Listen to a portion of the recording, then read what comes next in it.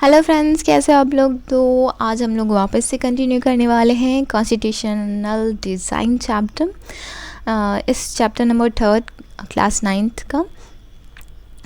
Okay friends, तो पिछले video में हमने कॉन्स्टिट्यूशन डिज़ाइन के कुछ टॉपिक्स को डिस्कस किया था, जैसे कॉन्स्टिट्यूशन की नीड हमें क्यों है, किन्होंने फॉर्म किया था, कॉन्स्टिट्यूशन किसने बनाया था, एंड कब बना था और कब एक्शन में आया था। ठीक है।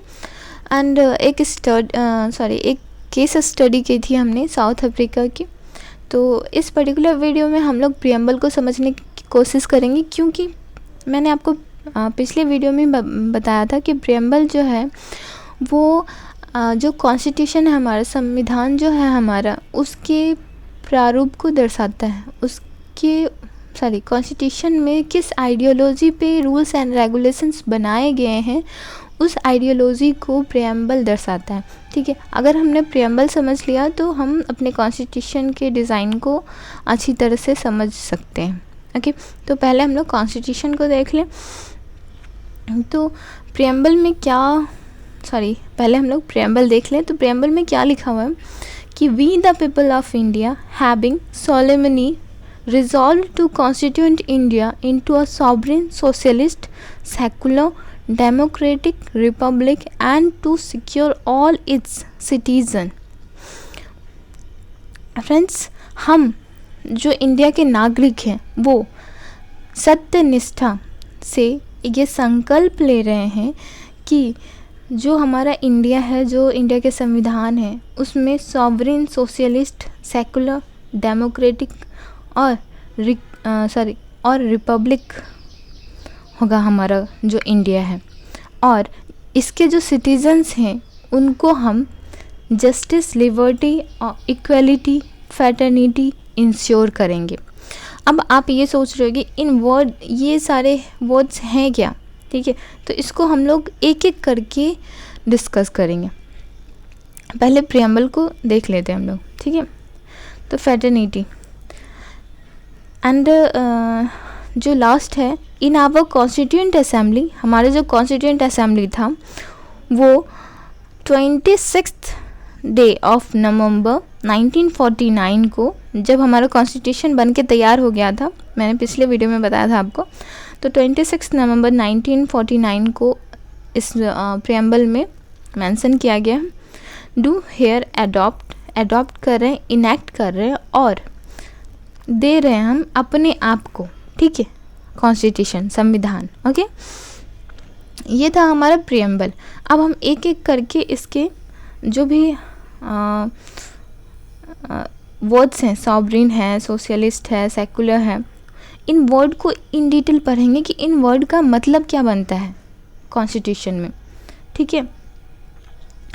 तो यहाँ देखिए, सॉवरेन हमारा फर्स्ट जो वर्ड था प्रियम्बल में, सॉवरेन का मतलब होता है कि हम जो नागरिक हैं, जो देश के जो नागरिक हैं, उनके पास सुप्रीम राइट होगी कोई भी डिसीजन लेने की। ठीक है, कंट्री के कोई भी डिसीजन लेने की सुप्रीम पावर नागरिकों के पास होगी, चाहे वो इंटरनल मैटर हो देश का या एक्सटर्नल मैटर हो, बाहरी मैटर हो या देश के अंदर का मैटर हो।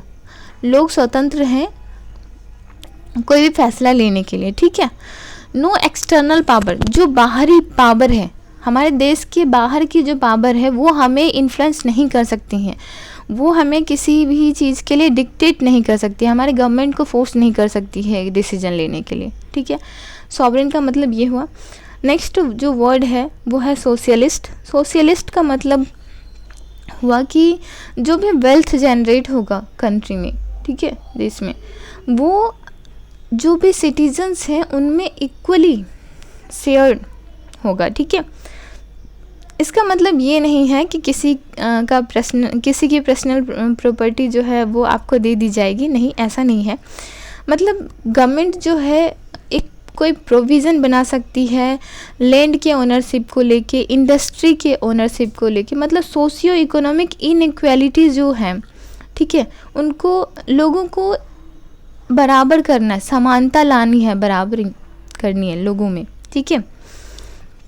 जैसे गवर्नमेंट ऑफ इंडिया, सॉरी, जब इंडिपेंडेंस से पहले जो था ना कि जो ज़मींदार थे उनके पास सारे ज़मीन थी, ठीक है, और जो छोटे छोटे फार्मर्स थे उनके पास कोई ज़मीन ही नहीं थी अपनी, ठीक है, तो वो बस एक मजदूरी कर रहे थे फील्ड में। तो जब इंडिपेंडेंस हुई, जब स्वतंत्रता मिली हमें, उसके बाद गवर्नमेंट ने इक्वलिटी लाने के लिए उन ज़मींदारों से जो एक्सेस ऑफ लैंड था वो लेके छोटे छोटे फार्मर्स में बांट दिया था, ठीक है। कुछ हद तक ये हेल्पफुल भी रहा, ये जो रेगुलेशन था, ठीक है। तो इस तरह के जो भी काम होते तो ये सोशलिस्ट के अंदर आता है, ठीक है। सेक्युलर की बात कर ले तो सेक्युलर का मतलब होता है जो नागरिक हैं, जो लोग हैं देश के, वो कम्प्लीटली फ्री हैं कोई भी धर्म मानने के लिए। वो किस धर्म को मानेंगे, किस भगवान की पूजा करेंगे, वो उनके ऊपर है, कोई उन्हें फोर्स नहीं कर सकता। और हमारे देश का कोई ऑफिशियल रिलीजन नहीं है, ठीक है। और गवर्नमेंट के अनुसार जो सरकार है हमारी, वो किसी एक धर्म को प्रमोट नहीं कर सकती है, उनको सारे धर्मों को इक्वलिटी से देखना होगा, ठीक है। ओके, नेक्स्ट वर्ड जो है डेमोक्रेटिक। डेमोक्रेसी तो एक चैप्टर ही है, मैंने आपको पढ़ाया है। तो आप उस पर्टिकुलर, अगर डेमोक्रेसी को आप अच्छे से समझना चाहते हो तो उस पर्टिकुलर वीडियो पे जाके देखो, आपको प्लेलिस्ट में मिल जाएगा। सिविक्स क्लास 9th के प्लेलिस्ट में डेमोक्रेसी के वीडियोस आपको मिल जाएंगे, तो आप वहाँ जाके देख सकते हो। बट यहाँ मैं शॉर्ट में बता देती हूँ। डेमोक्रेटिक जो है ये ऐसा फॉर्म ऑफ गवर्नमेंट है जहाँ जनता जो है वो अपना रिप्रेजेंटेटिव चुनती है, ओके। और जो भी गवर्नमेंट जो चुन के आई है वो अपने अनुसार काम नहीं कर सकती है, वो कॉन्स्टिट्यूशन के अनुसार काम करेगी, जो रूल्स एंड रेगुलेशंस बनाए गए हैं उनके अनुसार काम करेगी, ठीक है। एंड इलेक्शन होगी। जो भी डेमोक्रेटिक कंट्रीज़ हैं उसमें इलेक्शंस होती हैं और फ्री एंड फेयर इलेक्शन होगी। फ्री एंड फेयर इलेक्शन मतलब होती है कि जो अपोजिशन पार्टी है वो भी जीत सकती है नेक्स्ट इलेक्शन में। जो भी इलेक्शंस होंगे उसमें 50-50% चांसेस होंगे जो रूलिंग पार्टी है उसके हारने और जीतने की, ठीक है। नेक्स्ट जो है हमारा वो है रिपब्लिक। रिपब्लिक की बात करें तो the head of A state is an elected person and not the hereditary position. जो भी इंसान हमारे जो भी लीडर हमारे देश को चला रहा है, ठीक है, रूल कर रहा है, वो जो होगा वो जनता के द्वारा चुना हुआ होगा, ना कि किसी हेरिडिटरी पोजीशन को ऑक्यूपाई कर रहा होगा। मतलब जैसे उसके पिता अगर रूल कर रहे हैं तो फिर उसका बेटा रूल करेगा एंड उसके बाद उसका बेटा रूल करेगा। ये जो है ये हेरिडिटरी पोजीशन को बोलते हैं। और अगर ऐसा है कि नहीं, इस बार कोई और जीता, कोई और लीडर जीता जिसका कि दूर दूर तक कोई रिलेशनशिप नहीं है रूलिंग पावर से, रूलिंग लीडर से, बट फिर भी वो जीत रहा है, ठीक है, और लोगों के द्वारा जिताया जा रहा है, तो इट्स अ रिपब्लिक कंडीशन। ये जो कंडीशन है वो रिपब्लिक को शो करता है। तो हमारी जो कंट्री है वो रिपब्लिक है। एंड जो हमने बोला था कि हम सारे सिटीजन्स के लिए सिक्योर करेंगे जस्टिस, लिबर्टी, इक्वालिटी। तो पहले हम लोग जस्टिस को देख लें।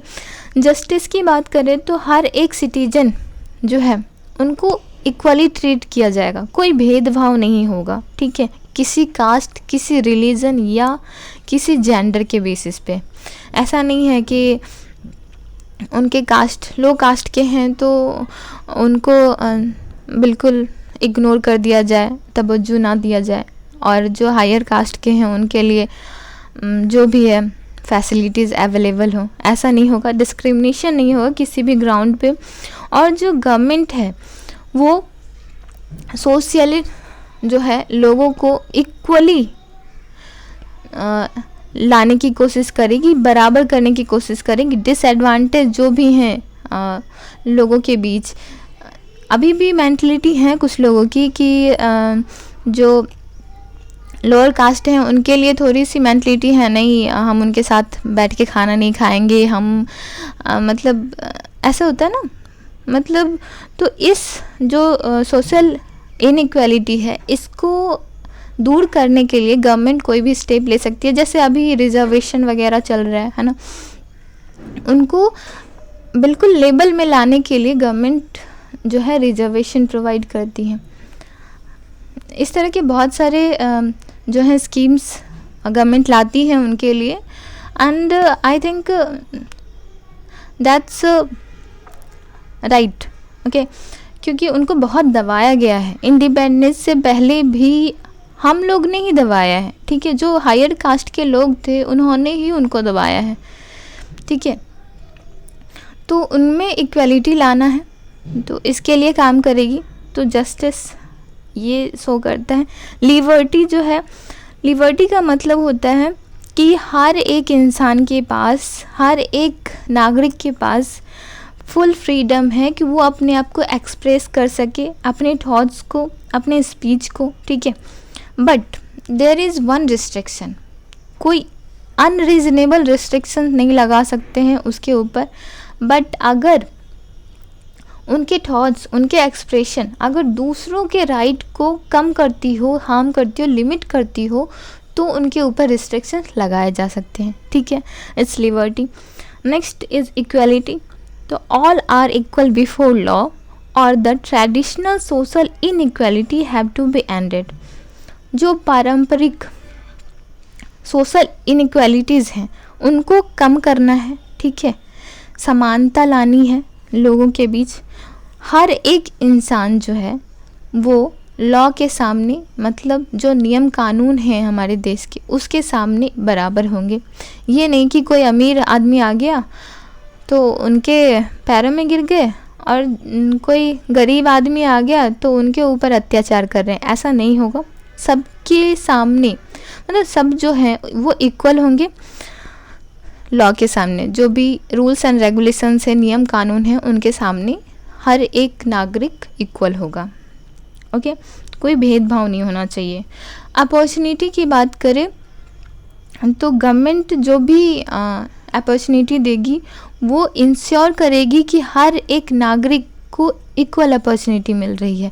मतलब अगर मान लीजिए जो हायर कास्ट के हैं उनकी और जो लोअर कास्ट की हैं उनके, दोनों के पास सेम डिग्री है, क्वालिफ़िकेशन दोनों के पास सेम है, नॉलेज दोनों के पास सेम है, तो उसमें गवर्नमेंट जो है वो ये नहीं कर सकती कि लोअर कास्ट को हटा दिया और हायर कास्ट वाले को ले लिया, या पैसे वाले को ले लिया और जो गरीब हैं उसको छोड़ दिया। नहीं, ऐसा नहीं कर सकती है। जो अपॉर्चुनिटी है उसको इक्वली डिस्ट्रीब्यूट करना भी काम है सरकार के, ठीक है। इक्वलिटी का मतलब ये हुआ। फैटर्निटी की बात करें तो फैटर्निटी बात करती है भाईचारे की, ठीक है। जैसे हम एक फैमिली में कैसे रहते हैं परिवार के सदस्य की तरह, वैसे ही पूरी कंट्री जो है उनमें भाईचारा होना चाहिए, नेशनलिटी की फीलिंग होनी चाहिए, ठीक है। फैटर्निटी इसकी बात करता है।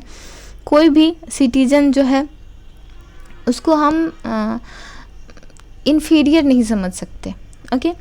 तो ये हो गई हमारे प्रियम्बल की बात। अब हम लोग कुछ इम्पॉर्टेंट पर्सनैलिटीज़ की बात कर लें। तो सबसे पहले हम लोग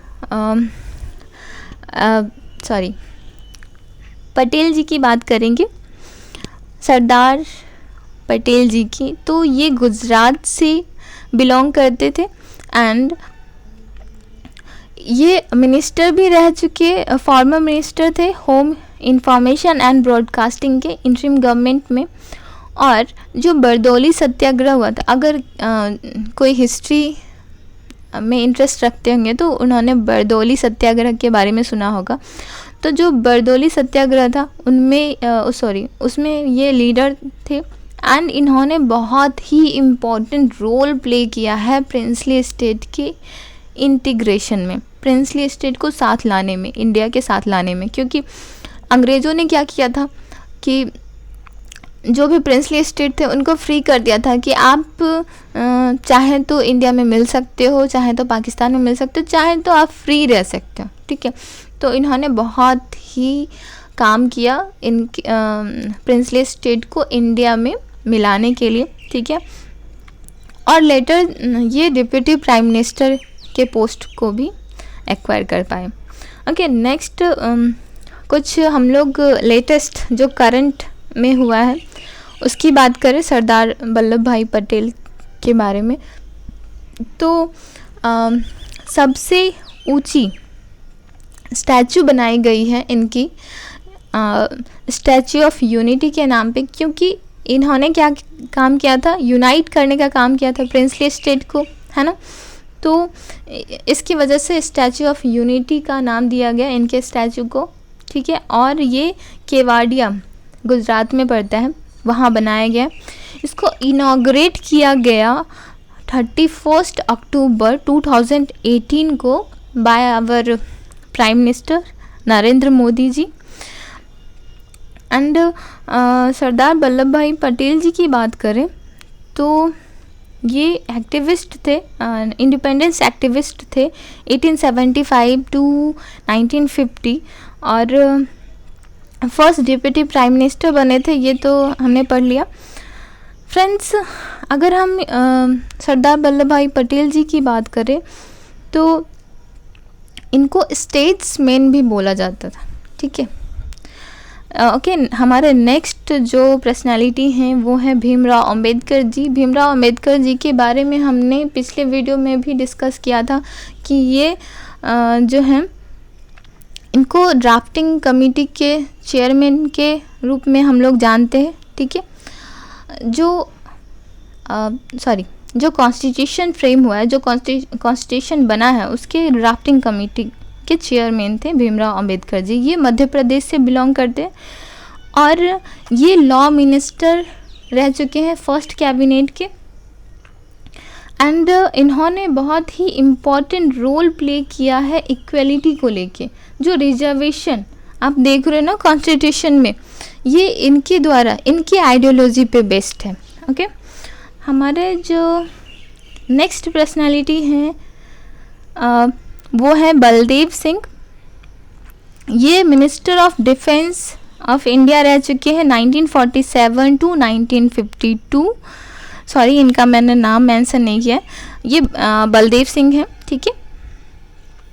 नेक्स्ट जो है सरोजनी नायडू जी। सरोजनी नायडू जी को नाइट एंगल ऑफ इंडिया भी बोला जाता है। ये फर्स्ट गवर्नर रह चुकी हैं यूनाइटेड प्रोविंसेस की, रह चुकी थी, sorry, farmer first governor of United provinces, जो कि अभी उत्तर प्रदेश के नाम से है, ओके।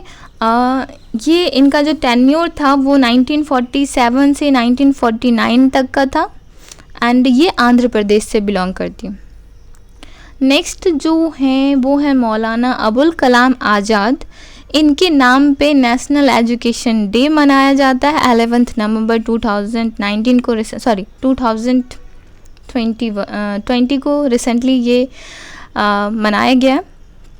ये फर्स्ट एजुकेशन मिनिस्टर थे इंडिपेंडेंट इंडिया के और इन्होंने सर्व किया 1947 से 1958 तक, ओके। नेक्स्ट जो हमारे हैं वो हैं श्याम प्रसाद जी। ये भारतीय जनसंघ के फाउंडर रह चुके और ये former minister for industry and supply, interim government के इंडस्ट्री एंड सप्लाई के फॉर्मर मिनिस्टर रह चुके, ठीक है। Sorry, that's it for today friends.